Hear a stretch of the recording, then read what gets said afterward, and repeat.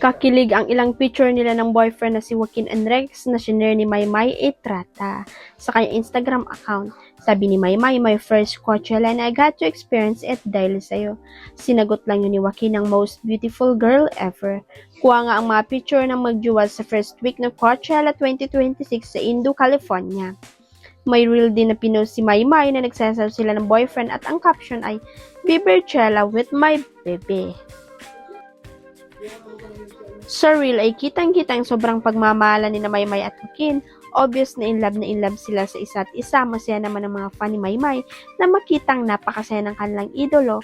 Sana nga raw ay si Joaquin ang forever ni Maymay.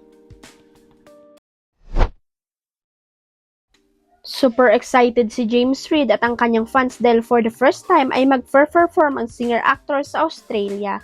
Ganun kasi nga ang singer-actor nang mabalitaan niyang makasama siya sa ASAP Australia. Kaya't sa July 25 pa ang show na ASAP sa Sydney, abang ngayon pa lang ay super abangers na ang fans ni James at buy agad sila ng tickets. Masaya ang mga fan, kaibigan at kapamilya ni James dahil finally ay makakapag-perform na ito sa bansang pinagmulan.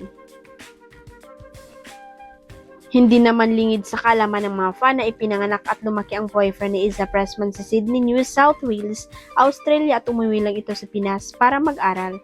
Nang makarating ng Pinas si James ay naispatan naman siya ng isang talent scout at sinali siya sa PBB Teen Clash Edition noong 2010.